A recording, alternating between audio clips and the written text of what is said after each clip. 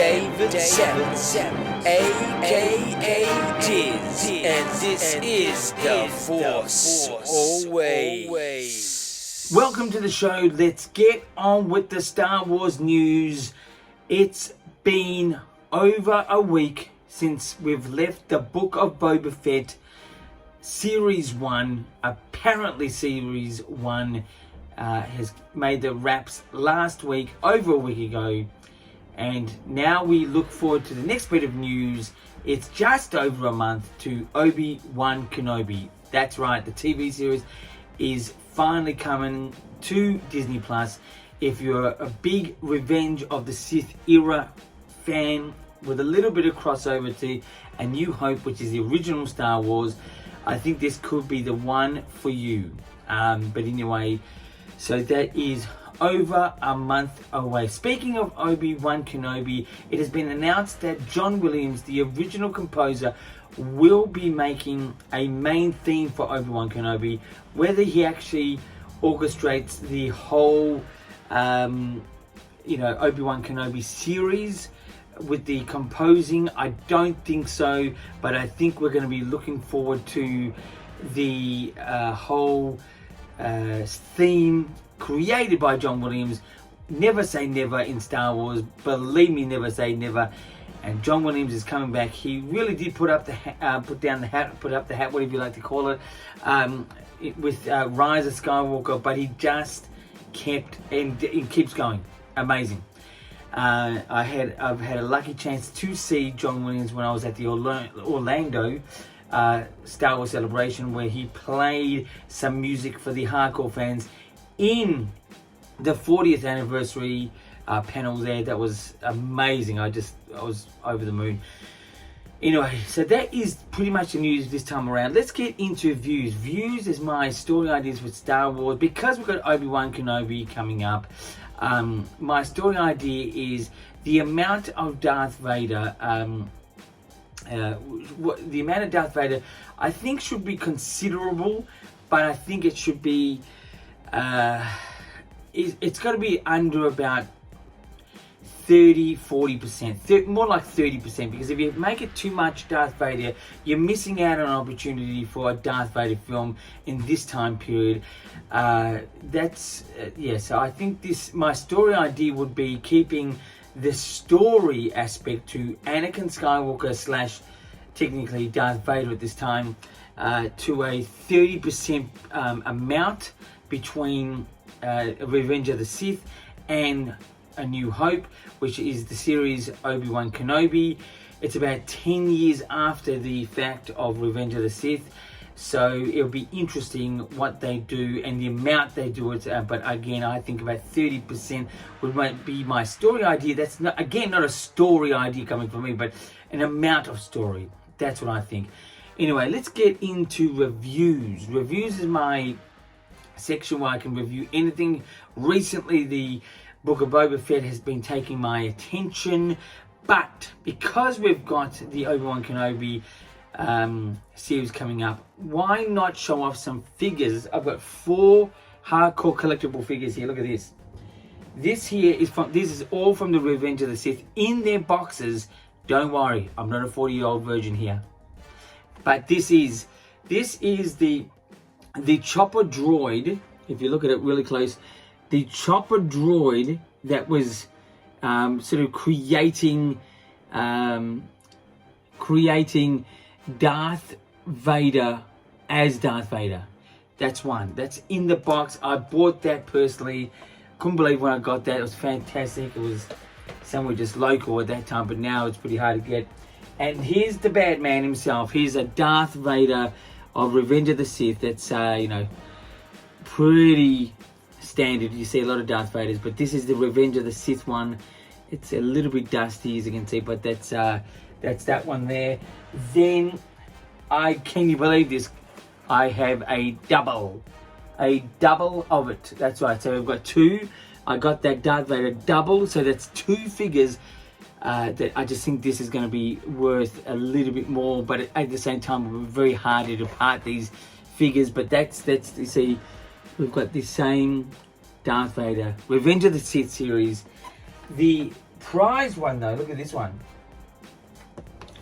This is Anakin Skywalker going into the before Darth Vader field.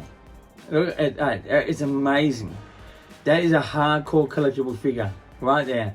Revenge of the Sith. That there is all these here. This one is a 10 out of 10. Just because of the collectibleness about it.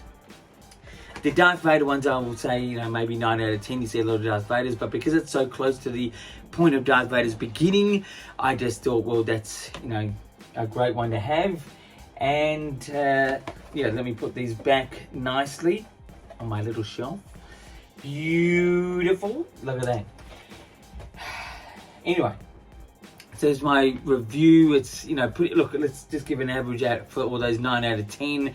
But they are hardcore collectibles. They are actually, technically, this is 2022, so we're coming almost to 20 years old, these figures are. Time flies when you're having fun. It was only like yesterday we were celebrating 20 years from the original trilogy. It was, I've lived a long life. I'm a very old person. But anyway, so that's my review for this time around. Let's get into interviews 2Q. There's 2 questions we'll ask myself for you guys. First question is, what should Star Wars do with the Obi-Wan Kenobi show? What should they do the most? They definitely should show Obi-Wan Kenobi with a villain that is other than Darth Vader as the main villain. That's almost a story idea on my behalf. I just think if you made Darth Vader the main villain, it's going to distract the continuity of timeline and what has been said and written and story and stuff like that. But also just to give it a fresh sort of thing, it would be great if it was an original villain that we may know of, or somebody new completely. But it would be good if it was a main new villain against Obi-Wan Kenobi. That's what I would do. Second question is, what should Star Wars not do?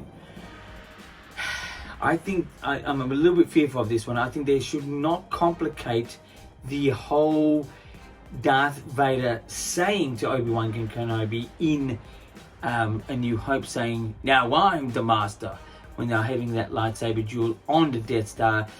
So, he was saying to Obi-Wan Kenobi, "When I left you last, I was the apprentice and you were the master, but now I am the master." Something like that. I mean, not word for word there.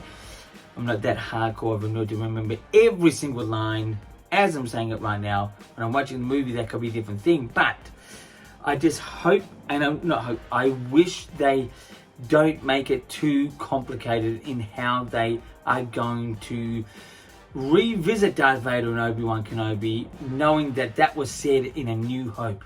Because A New Hope, as far as I'm concerned, the last time these two guys saw each other was technically on Mustafar in Revenge of the Sith. That is how it should be, but obviously the time gap, and with this Obi-Wan Kenobi show, they want to sort of do something that is like, well, maybe they did meet. But I just wish they don't make it complicated. That's what Star Wars should not do. Star Wars that is Lucasfilm, that is the storyboard writers, that's what they shouldn't do. But anyway, that's the answer to that question. So that really is the show. It's pretty much a lead up to Obi-Wan Kenobi show. We're still a bit over a month away. It doesn't matter. It's coming up. I'm pretty excited for it, but at the same time, it's not the number one thing that I'd love to see Star Wars do. I mean, things like, Darth Plagueis, for me, would be a great story. But anyway, let's not get into that. So it's definitely up there. I'm really anticipating this. I think that when the trailer's going to drop, I'm unsure. I did predict this as also being the Super Bowl, or even at the end of the episode of the last Boba Fett.